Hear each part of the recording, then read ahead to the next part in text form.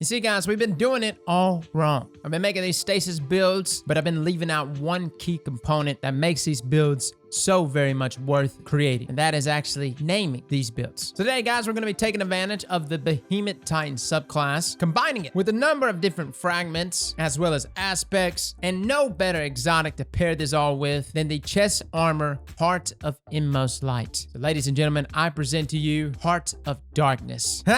You like it? Don't act like you don't. Best name ever. Now, we haven't exactly done like a review of the Behemoth subclass. I'm just more or less just sprinting straight into these builds, and we'll just talk about the subclass as we go on. But the Behemoth subclass is one of the most mobile subclasses I think we've ever gotten inside of Destiny. For my Titans, this is wonderful, and I'm speaking from the perspective of like Twilight Garrison back in its heyday. Between the Shiver Strike melee ability, which allows us to lunge great distances, and the Cryoclasm stasis aspect, which essentially grants us these frost knee pads, Behemoth is incredibly mobile and extremely deadly. So guys, let's break down exactly what we're utilizing today. First up, let's take a look at Heart of Inmost Light. May have been a moment since you last looked at this exotic. It comes with the exotic perk Overflowing Light. Using an ability, Grenade, Melee, or Barricade empowers the other two abilities. Empowering means abilities have faster regen, melees and grenades do more damage, as well as your Barricade having more health. This is one of the best exotics in the game for both PvE and for PvP. I used to love pairing it with Middle Tree Sentinel. It was my go-to subclass to pair here with this exotic. Now, I'm starting to lean more toward Behemoth. That's just how good this exotic is on this subclass. Most notably due to the fact that stasis subclasses have the best neutral game out of all the subclasses. They're fantastic. The idea of Behemoth here with Heart of Inmost Light is essentially have your grenade or your melee ability always at the ready. Now, we actually combine this with a number of things. Number one, our stat distribution is not that bad. You notice I do have high resilience, and I'm doing that purposely, mainly due to the fact that the higher my resilience is, the lower it drives down my class ability cooldown, thus allowing us to pop a barricade at pretty much every encounter. Then we go into every encounter with a barricade popped in order to allow us to gain that empowered buff. Now, the damage is nice, but it doesn't really change the game all that much. You're not necessarily going to get one-hit melees or even one-hit grenades.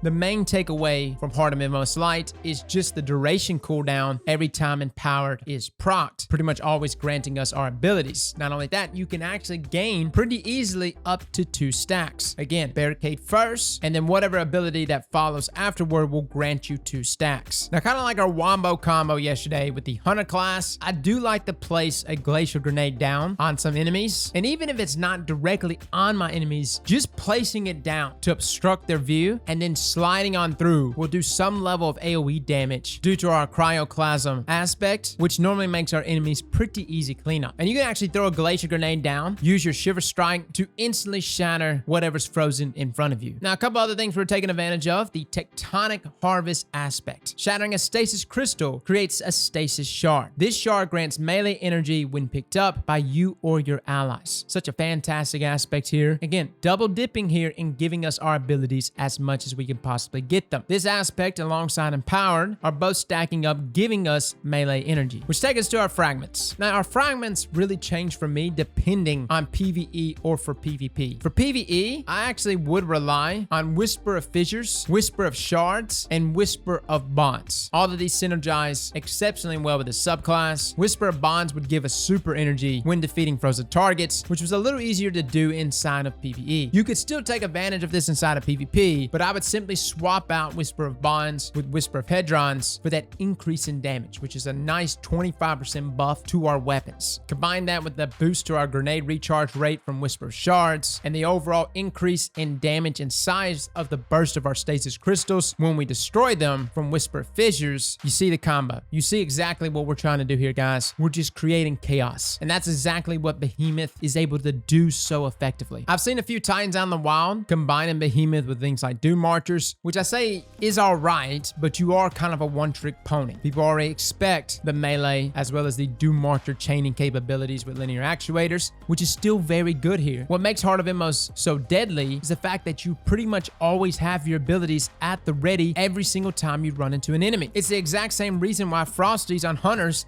have suddenly become top tier. Having your neutral game abilities is the strongest thing you can do in this sandbox, which is kind of crazy. Bungie's kind of genius in this. No, they don't nail everything, but for a while there, no one really cared about their neutral game. Everyone spec'd out in intellect, everybody spec'd out in recovery, or whatever their class associated stat was. And as far as discipline and strength, it was just kind of like, who cares? Whenever we get it, we get it. Now though, it has become the biggest factor inside of Crucible, and arguably one of the biggest factors inside of just PvE. Chaining these stasis kills over and over again has made PvE so much fun to me. Now let's talk about Behemoth though, and how to play this subclass effectively. First up, this is my stat split. I know we mentioned it a second ago, but I like to keep things around this area. Obviously, with some better farm rolls here, I can get this looking a little more even, a little prettier, but I like to keep my strength and my discipline almost neck and neck with each other. Recovery, I feel like 7 or more is really necessary to allow you to pretty much be present in every engagement, and of course, high resilience. Now, the weapons of choice, man, this can range from a bunch of different things, but considering how aggressive you are playing here on Behemoth, to me, the best weapon to use is any lightweight shotgun.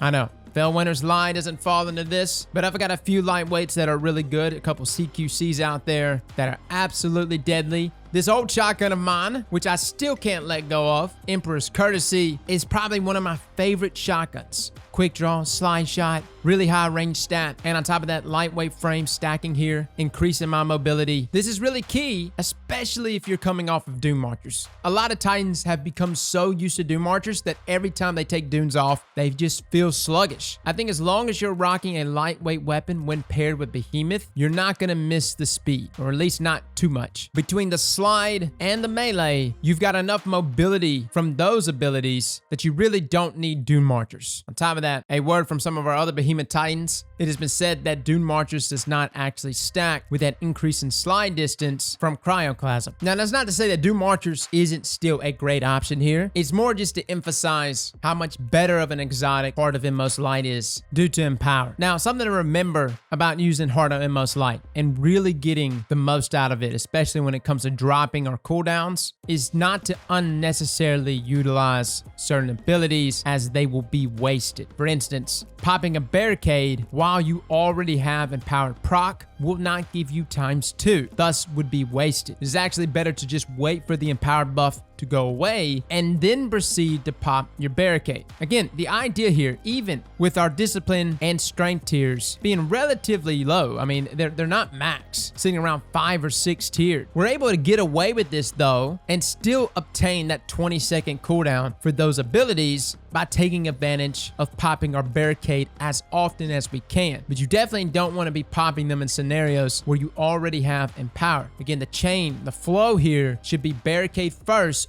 always, and then proceed to do one of your other abilities. Now, I know someone's going to ask me, does Heart of Inmost Light increase your super damage? Look, finding damage numbers inside of PvP with as much chaos that is going on is incredibly difficult. I popped my super a number of times. I saw that Empowered was proccing, and even saw at times I would actually proc Empower ×2. So yes, it most definitely works in your super. How much it actually increases the damage inside of PvP, I just don't know. I just know that people died. Like, that's all I can tell you. People died, and they died very quickly. Stasis is really funky right now because it just sometimes doesn't even show numbers. I guess due to the actual stasis crystals exploding, I feel like half the time I don't even see the damage numbers. Regardless though, to make the most of this build, it's all about how well you combo things. Getting that flow down, popping those barricades, utilizing your abilities afterward. Every engagement you run into with Heart of Inmost Light, whatever weapons you decide to use with it, will always net you your abilities back. And that's the whole goal here. There is some talk of a possible damage buff to the Behemoth Titan melee. I don't have a confirmation on that. I've just seen some people talking about it. I do know that I utilize the melee